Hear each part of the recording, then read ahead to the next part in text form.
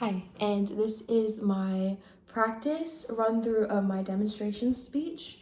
My title of my speech is Cool Beans and How to Brew the Perfect Cup of Cold Brew. So, good morning everyone. Today for the demonstration speech, I'll be demonstrating one of my beloved hobbies that has had a dynamic influence in my life. What began as a simple barista job soon grew into a passion that has shaped the way I see the world and additionally inspired my pursuit in a career of criminal justice and law enforcement. This barista job that I had taught me a lot of qualities that are essential both in life and in the field of justice. Now, the purpose of this speech is to demonstrate how to make cold brew and how it's not just a cup of coffee. But for me, a single cup of coffee motivated me to stay grounded, pursue my passions, and chase my dreams here at Roger Williams University. So let's get into it. My first main point is the demonstration. So I'll be going through how to demonstrate and make your own cold brew. So there are a few steps to properly make a good cup of cold brew. First, you need to pick a type of bean. I get my beans from the place that I used to work at, and they get their beans from all over the world that are already roasted, and these beans are fair trade. Now, there are multiple types of coffee beans you can choose from, and you can usually get your beans at your local coffee shop or market. Now, the most common that is used for cold brew is a medium to dark roast. You don't really see a light roast being used because it won't have that natural like coffee taste with it being majority water when you make the cold brew.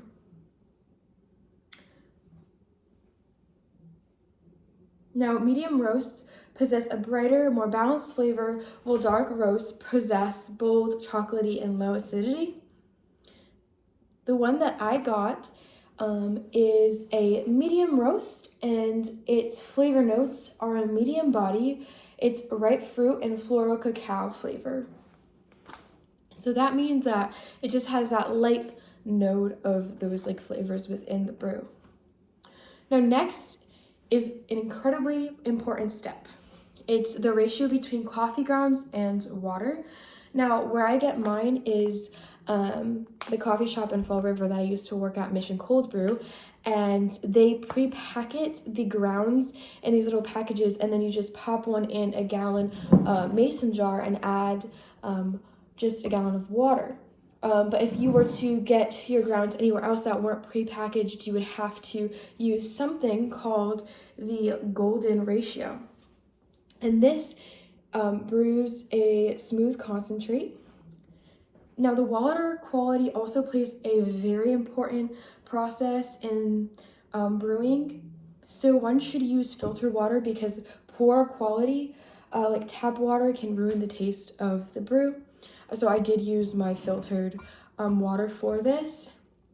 And the temperature of the water should also be cold or room temperature. You should never use hot water to brew because it will ruin the flavor of your cold brew.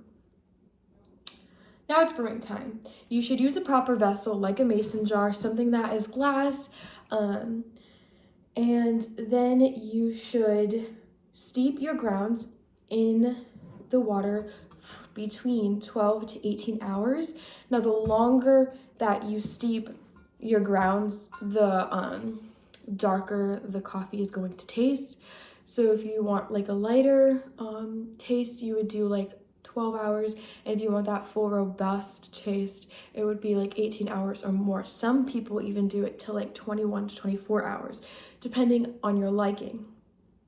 But it is important to take out the bag after you're done brewing because it will just become very acidic and it won't taste very good.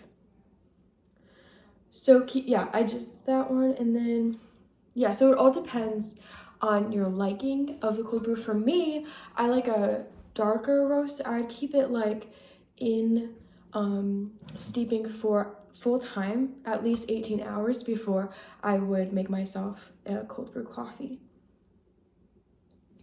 So now, after the cold brew is steeped for the allotted time, it's ready to serve. So I did this one yesterday around the afternoon, and it is around 8 p.m. And so this is ready to go. It's been in here for a very long time, probably a little bit longer than it should. And so it's ready to serve. And so I'm going to show you how I would do that. So depending on personal preferences, you can drink it black. So a lot of people just drink it as is. Or you can spice it up and add some flavor. So what I usually do is I usually add like coconut and almond vanilla creamer from Trader Joe's, and then I'll usually like add also cinnamon just to spice things up here. You can also use like honey or any creamer really, or drink it black. And it really all depends. So if you're someone who likes sweeter coffee, you should really dilute this because it is incredibly strong. So I'm going to show you how to do that. So I have my ice here, I have my frother here, and I usually like make froth for my cold brew. And so I'm just going to shake up my creamer just a little bit and add some creamer into my froth. I also got this at the coffee shop that I worked at, and I kind of just fell in love with making coffee. There's 4 different settings. I use the top one. It's the frothiest hot setting that is on there. And then I'm just gonna add some ice to my mason jar. Roll that froth. It'll take just a second. Now, depends how much ice you want, but since it's cold brew, I usually do like less ice because it is super heavy on the water.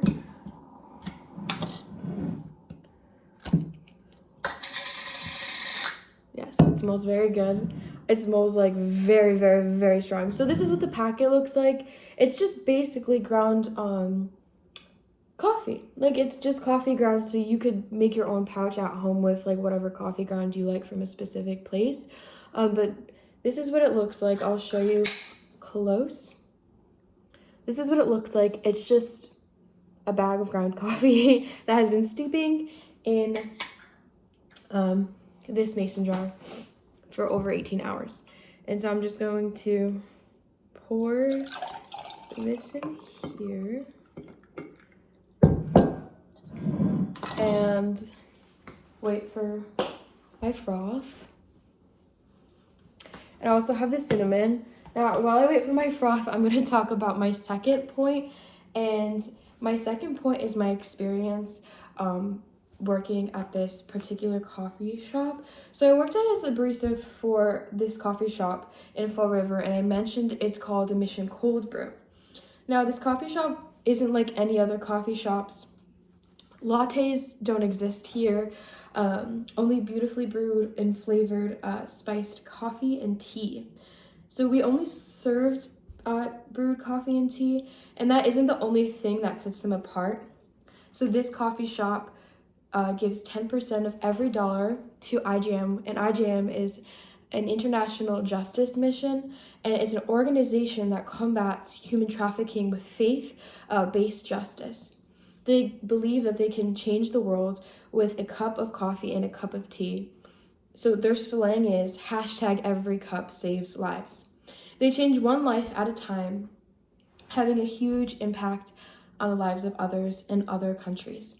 Now, human trafficking is a multi-billion-dollar global industry, and people are beaten, exploited, starved, and sold daily.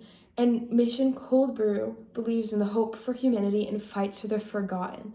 And through this job that I had and learning all of this knowledge, it developed and inspired a passion for justice in my heart.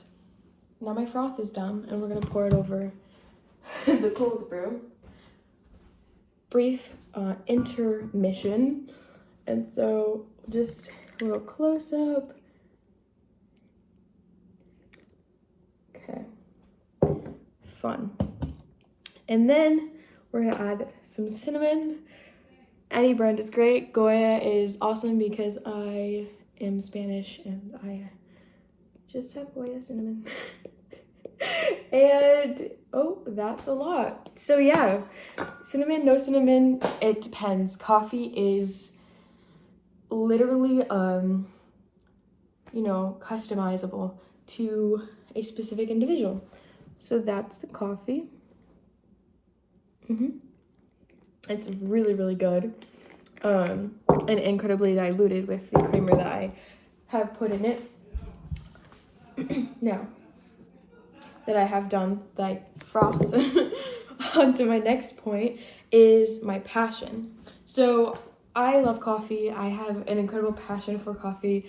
I love trying different coffee shops and making coffee and all of the things.